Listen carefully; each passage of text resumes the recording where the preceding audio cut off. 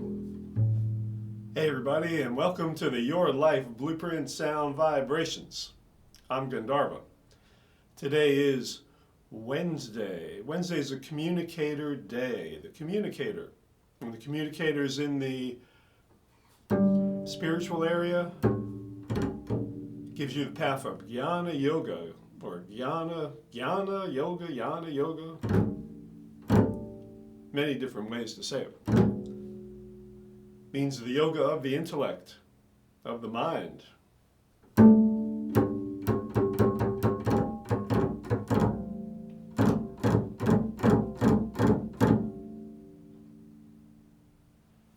When it's in the emotional area of someone's blueprint, like mine, look out. I might get all emotional on you today. It brings worries. Worry. So I'm going to read what a spiritual communicator had to say in answer to this question. How can we get rid of our mental worries if we can't avoid the situations which cause them? And Krishnamurti is going to answer this, the great spiritual communicator himself. Then you have to face them, have you not? To get rid of worry, you generally try to escape from the problem. You go to the temple or to the cinema, read a magazine, turn on the radio, or seek some other form of distraction. But escape does not solve the problem, because when you come back, it's still there. So why not face it from the very beginning? Why not? Yeah, why not?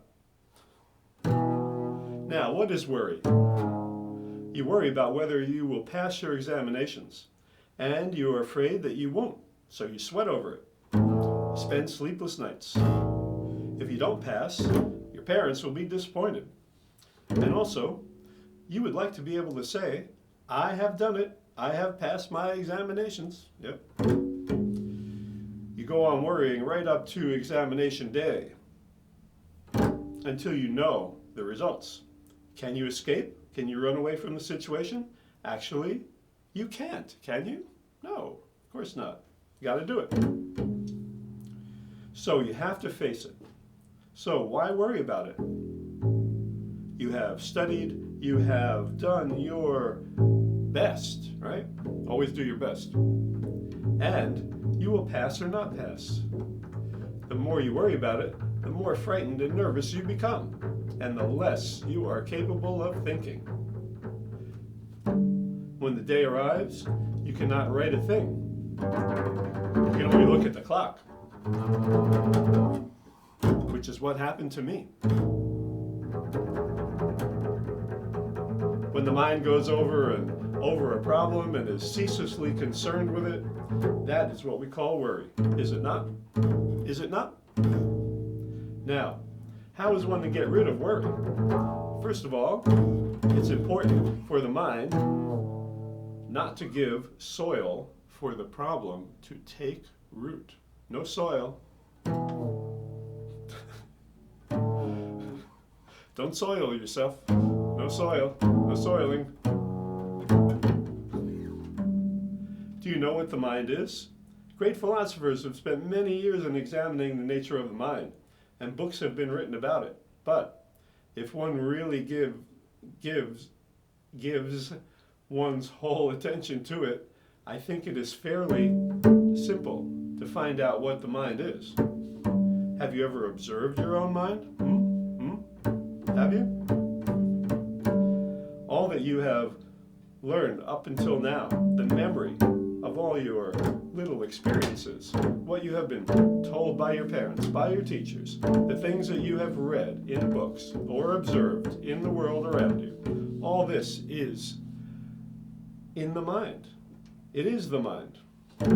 It is the mind that observes, that discerns, that learns, that cultivates, so-called virtues, that communicates ideas, that has desires and fears. It is not only what you see on the surface, but also the deep layers of the unconscious, in which are hidden the motives, the urges, the conflicts. All this is the mind, which is called consciousness. Now, the mind wants to be accepted, or mind wants to be occupied with something, like a mother worrying about her children, or a housewife about her kitchen, or a politician about his popularity, or his position in Parliament. And a mind that is occupied is incapable of solving any problems. A mind that is occupied is incapable of solving any problems. Do you see that? Do you? It is only the unoccupied mind that can be fresh to understand a problem. Observe your own mind, and you will see how restless it is. Check it out. Always occupied with something. With what somebody said yesterday. With something you have just learned. With what you are going to do tomorrow. And so on. It's never unoccupied, which does not mean a stagnant mind or a kind of mental vacuum. As long as it is occupied, whether with the highest or the lowest, the mind is small, petty, and the petty mind can never resolve any problem. It can only be occupied with it. However big the problem may be, in being occupied with it, the mind makes it petty. Only a mind that is occupied and therefore fresh can tackle and resolve the problems. But it's very difficult to have an unoccupied mind. Sometimes when you're sitting quietly by the river or in your room, observe yourself and you will see how constantly that little space of which we are conscious and which we call the mind is filled with the many thoughts that come precipitous, I can't read that word, what is it? That come into it.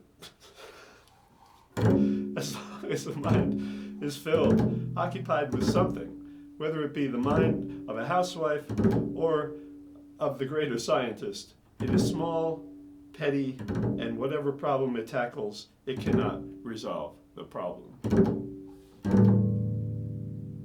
Whereas a mind that is unoccupied, that has space, can tackle the problems and resolve it. Because such a mind is fresh, it approaches the problem anew, not with the ancient heritage of its own memories and traditions.